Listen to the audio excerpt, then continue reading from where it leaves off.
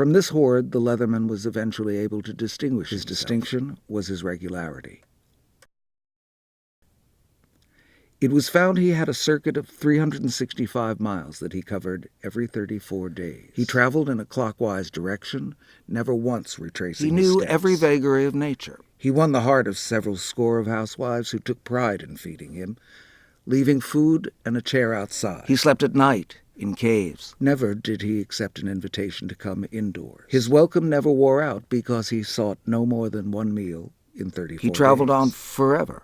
He traveled only 10 miles a day. The fact remains, he was regular, and people knew the very day to expect him, the exact hour, and almost the exact minute. Housewives set their clocks by him. In time, he became accepted for what he was, an itinerant who asked for food and wished to be left alone.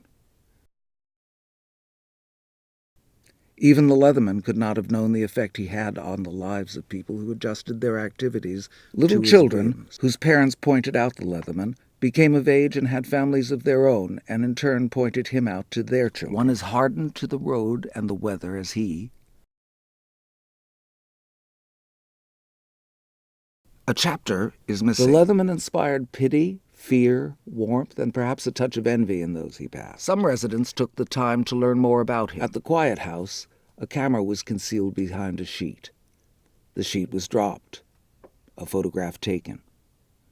He never returned to that house for another. A verbal denial was too much to expect. Even those who treated him well distrusted his motives. They claimed he made a fool of them. They feared elevating him into something he wasn't. When he tramped into town, the children would gather and harass him unmercifully. The children threw stones, grabbed his walking stick, and yelled unfortunate names. Local toughs swarmed out of the taverns and decided the Leatherman would speak if his tongue was loose enough with drink. In New Haven, he was held while liquor was forced down his throat. In Forestville, he was thrown in a horse trough.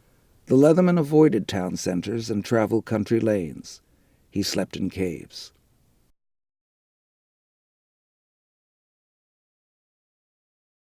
Every town he passed through had at least one tannery, and today each of these towns has its Leatherman's cave. How did he keep warm in winter? His cave-keeping methods. Before leaving his cave, he placed an inverted V of small dry sticks in the center of his shelter, needing only to be lighted on his next arrival. The small area was comfortable and warm. The Leatherman lay down on his improvised soapstone. He stayed in the cave near Ridgefield that Sarah Bishop had lived in 100 years before him. The Leatherman enjoyed smoking a pipe of his own making. The Leatherman was taken into custody by the Humane Society so the sore on his lip could be treated. He was placed under the care of a physician. He escaped within an hour. His sore was thought to be cancer.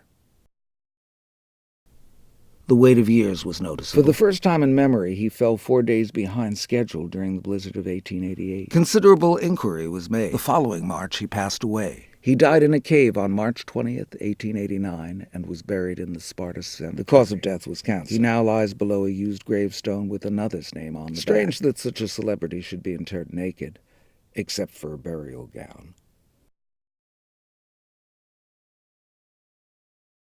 After his death, the Globe Museum in New York City purchased his suit of leather and dressed another man in it. The museum paid the man to run among the crowds and yell, "I am hungry. Give me a child to eat." The leather suit has since disappeared.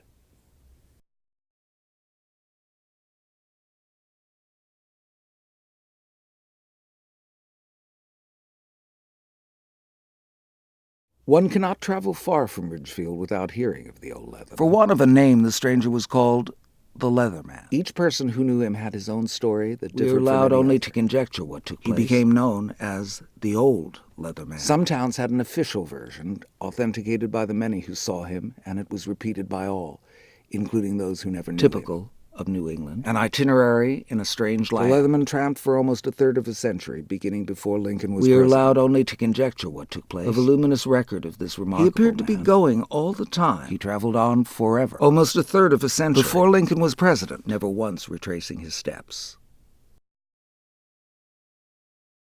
He wore a leather suit of his own making, wearing an outfit of leather patches. It was made from leather scraps and weighed 60 pounds. It would shed that rain and keep him dry. Too heavy, perhaps, in summer. This material that brought about his ruin. He made all of his utensils and carried them in a great his own ingenuity bag. And handicraft. He looked to others only for food, tobacco and matches, and communicated only with grunts and gestures. Anecdotes of the Leatherman run the whole gamut of human emotions. He was a purchaser of leather. A legend grew that he was Jules Bourglet of France, who fell in love with a leather merchant's daughter. He fell in love with Margaret. A conference between Margaret's father and young Jules. The merchant gave young Jules the chance to prove worthy in his business. The young man proved to be worthy. His future seemed assured. The wedding date was not far off. The price of leather dropped. Jules ruined the business, lost his fiancée, and wandered the streets of Lyon until he turned up in Connecticut. He disappeared and was never seen in France again. This legend has been proved false. At this time, a great grey army of wanderers tramped through the countryside near Ridgefield, looking for work and begging. Land shortages, unstable economy, and western migration had stretched society to the breaking point. Newspaper editors recommended the solution to the tramp problem was to give them poisoned food, to kill them off, or take them out and shoot them.